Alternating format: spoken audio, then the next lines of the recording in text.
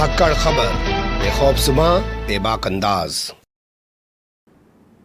धाकड़ खबर के news room से मैं आपके साथ हूं अकरम रईस खान। जब से उत्तर प्रदेश में आदित्यनाथ योगी की सरकार आई है तब से लगातार देखने को मिल रहा है कि किस तरीके से भगवा ब्रिगेड या भगवा गैंग से जुड़े हुए लोग आए दिन पुलिस और प्रशासनिक अधिकारियों के साथ वारदातों को अंजाम दे रहे हैं, उन्हें मार रहे हैं, पीट रहे हैं, गाली गलौज कर रहे हैं। फिर से एक बार ऐसा ही एक वीडियो सामने आया है जिसके बाद सवाल खड़ा हो गया है कि पुलिस वालों ने वीडियो रिकॉर्ड किया है जिसमें गाजियाबाद के एसएसपी को एक भगवाधारी द्वारा गाली दी जा रही है, फिर भी पुलिस कोई एक्शन क्यों नहीं ले पा रही है। पर मुझे लगता है ये वीडियो आपके सामने रखूं और बताऊं कि किस संदर्भ में ये वीडियो निकल के सामने आया है और ये पूरी वीडियो की कहानी है क्या, आखिर ये वीडियो क्यों बना और कौन है वो जो इस तरीके से गाजियाबाद के एसएसपी पर भड़क रहा है। उससे पहले आदित्यनाथ योगी के कार्यकाल पर नजर डाल लेते हैं। 19 मार्च 2017 को इन्होंने शपथ ली और उसके बाद जो सबसे पहला बवाल हुआ वो आपने देखा होगा सहारनपुर जिले में हुआ। सड़क दूधरी गांव था, यहां पर एक शोभा यात्रा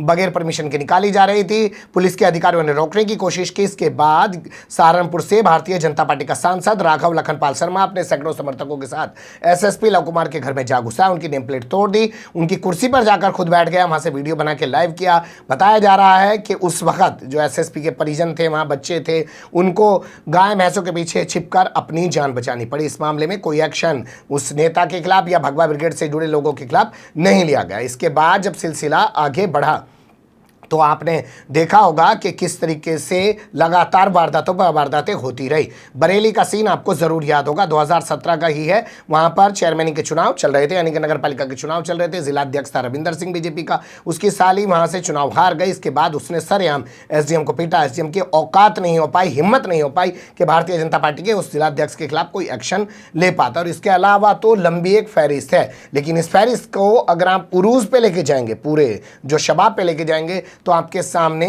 तस्वीर उभर के आएगी इंस्पेक्टर सुबोध कुमार सिंह की, जिनको बुलंदशहर के सियाना थाने में भगवा ब्रिगेड से जुड़े गुंडों ने मौत के घाट उतार दिया।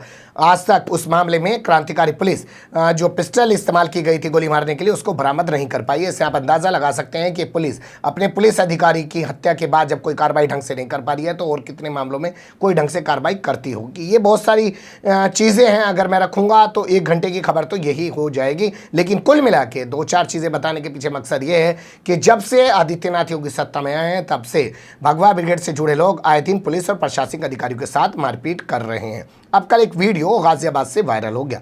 गाजियाबाद का एक कस्बा है डासना, जो मसूरी थाना क्षेत्र के अंतर्गत आता है। आप जानते हैं यहाँ पे देवी मंदिर है जिसके स्वयंभू महंत हैं, नाम है यति नरसिंहानंद सरस्वती। उनके खिलाफ 3 मुकदमे हाल फिलहाल में अभी 31 अगस्त को दर्ज हुए हैं। एक मुकदमा दर्ज हुआ कि उन्होंने कहा कि 7 बजे हिंदू घर से चला जाता है, रात के 9 बजे तक घर से बाहर रहता है, उसकी पत्नी घर पर अकेली रहती है, प्लम्बर, इलेक्ट्रीशियन, कबाड़ी, सब्जी वाला, फल वाला, डिलीवरी बॉय सब मुस्लिम आते हैं। इसके अलावा दूसरा बयान दिया था कि जो भाजपा के नेता हैं वो पहले एक के पास जाती हैं, फिर दूसरे के पास जाते हैं, फिर तीसरे के पास जाते हैं, तब कहीं जाके उनका कोई काम हो पाता है। इसके अलावा राष्ट्रीय महिला आयोग की अध्यक्ष रेखा शर्मा को लेकर भी एक विवादित टिप्पणी की थी।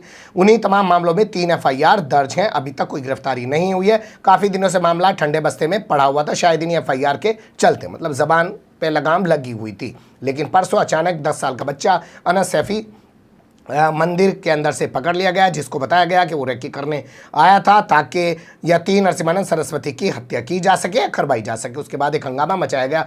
पुलिस ने बाद में जांच करने के बाद बच्चे को कहा कि गलती से आ गया, ये असल में अपनी भाभी के साथ बगल में सरकारी अस्पताल है वहाँ आया था और रास्ता भटकने की वजह से यहाँ पे पहुँच गया, ऐसा कुछ नहीं है। तो इसके बाद गुस्सा फूट पड़ा यति नरसिंहानंद सरस्वती का कि आखिर उस बच्चे को क्यों छोड़ दिया गया और उस पर कोई कार्रवाई क्यों नहीं की गई। तो किस तरीके के बॉल बचन उनकी ज़बान से निकले हैं, अब सोचिएगा 2 तरीके से।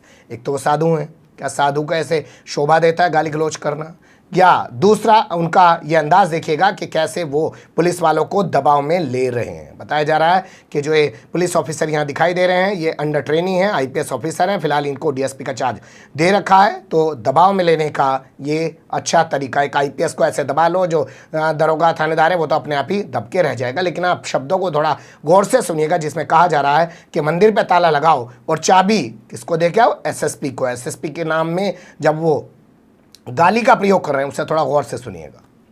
कुछ अभी देखा हुआ जो होगा देखा जाएगा। फोन कर लिया यार, हद हो गई। काम करो, ताला लगाओ, सारे सबको बताओ और योगी को करो फिर। अभी देखा हुआ है, जो होगा देखा जाएगा। और गलती यार हद हो गई। एक काम करो, ताला लगाओ, सारे सबको बताओ और योगी को करो कि कुछ अभी देखा हुआ है, जो होगा देखा जाएगा। और गलती यार हद हो गई। एक काम करो, ताला लगाओ, सारे सबको बताओ और योगी को करो कि हद हो गई यार इनकी बदतमीजी की।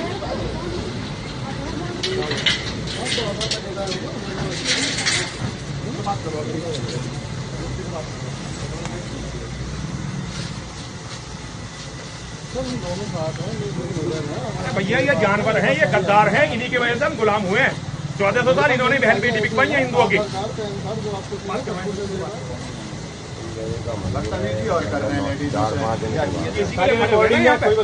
एक मिनट पटेल साहब, एक मिनट पटेल साहब, हम एसएसपी साहब से बात कर रहे हैं और हम बात कर रहे हैं, उनकी बात का जवाब दे रहा हूं। एक मिनट आप उसकी बात का जवाब मत दो, आप मुझसे बात करो। मैं उनकी बात का जवाब, आप एक मिनट मेरी बात, पूरी रिकॉर्डिंग है, पूरी रिकॉर्डिंग है ना। बदतमीजी किसने करी है? पुलिस के साथ बदतमीजी किसने करी? महिलाओं के साथ। सारी रिकॉर्डिंग है।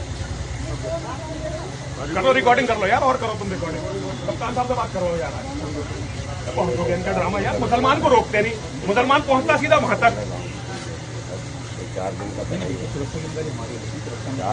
पटेल साहब सुरक्षा की जिम्मेदारी ऐसी है तो, लेकिन आप ये भी तो समझो, किसी के साथ अगर उसका बच्चा आ रहा है तो बच्चा थोड़ी अपराधी हो जाएगा। कल भी बच्चा ही था अपराधी, वो बच्चा नहीं था वो, लेकिन वो आपने उसे दूसरे जाते जाने दिया ना। आपने कहा था हम किसी की आईडी को नहीं रोक रहे हैं, आपको किसी को आईडी देखने को नहीं रोक रहे हैं। मेरी बात भी सुन लीजिए। जी बताइए सर, बताइए। कल वो 10-11 साल का बच्चा था। जी जी जी। वो अनचेक चला गया। अनचेक चला क्यों गया? यहाँ पे आपके वॉलंटियर भी लगने हैं गेट पे, उसमें आपके वॉलंटियर कोई नहीं थे, उसमें कोई नहीं थे। ठीक है। एक बार जब ये निर्देश है, अभी भी अनिल जी मुझसे बार बार यही कह रहे थे कि कोई बच्चा अपने परिवार के साथ आ रहा है तो उसको आप जाने दें, उसे जाने दें। एक बार जब निर्देश होता है ना तो फोर्स के दिमाग में आप समझे फोर्स कैसे काम पटेल साहब, आप हमारी पूरी बात, पूरी आप बात पटेल तो साहब मेरी सुनिए। बात सुनो। एक मिनट नरसिम्हा आइए लाल जी, बैठ के बात, आइए बैठ के बात करना। नहीं, यहीं पे आप मेरी पूरी बात तो सुनिए। ठीक है साहब, एक बात सुनिए। आप पूरी मेरी बात अगर सुनिए। आप सुनिए, सुनिए मेरी बात, आप मेरी सुनिए, पूरी आप बात सुनिए। सुनिए। आपको सुरक्षा में जो करना आप करिए, मेरी हम आपको पूरी बात सुरक्षा को सुनिए। कभी मना नहीं कर रहे, आप मेरी लेकिन पूरी बात लेकिन सुनने वाली आपके बात आपके नहीं। अफसर जो है मेरे लोगों का अपमान नहीं कर सकते कोई यहाँ पे। अपमान नहीं कर रहा है। आप पहले पूरी मेरी बात तो सुन लें एक बार। आप मेरी बात सुनिए। सुन लिया आपने। इस पूरे वीडियो को बार बार सुनिएगा, कई बार सुनिएगा, सोचिएगा कि अगर आप फेसबुक पे इतनी सी बात लिख दें तो आपके खिलाफ मुकदमा दर्ज हो जाएगा, यूएपीए लग जाएगा, एनएसए लग जाएगा, आपके घर को बुलडोजर से ढा दिया जाएगा और हो सकता है सड़क किनारे आपका होर्डिंग लगा के ये भी कह दिया जाए कि इससे नुकसान की संपत्ति की वसूली की जाएगी। लेकिन यहाँ अभी तक हमारी स्थानीय पत्रकारों से बात हुई है, कोई एफआईआर दर्ज नहीं की गई है यति नरसिम्हानंद सरस्वती के खिलाफ। और ना ही इस पूरे बयान को लेकर यति नरसिम्हानंद सरस्वती ने किसी तरीके की कोई माफ़ी मांगी है। बड़ा सवाल ये कि क्या उत्तर प्रदेश का प्रशासन जो है वो भगवा गैंग के आगे बेबस हो चुका है, या पुलिस जो है वाकई में बेबस हो चुकी है और पुलिस का जो 56 इंच का सीना है वो ख़ास लोगों के सामने ही जागता है, वहीं उनके अंदर ज़्यादा हिम्मत आ पाती है और यहाँ इनके सामने उनकी हिम्मत पस्त हो जाती है। लेकिन अहम सवाल ये कि आखिर इस मामले में एफआईआर दर्ज क्यों नहीं की जा रही है? पहले से भी 3 मुकदमे दर्ज हैं और अब इस तरीके से सीधे तौर पर एसएसपी को गाली गलौज करना। हालांकि इस वीडियो की हम पुष्टि नहीं करते हैं क्योंकि वीडियो हमारे कैमरे पर रिकॉर्ड नहीं हुआ,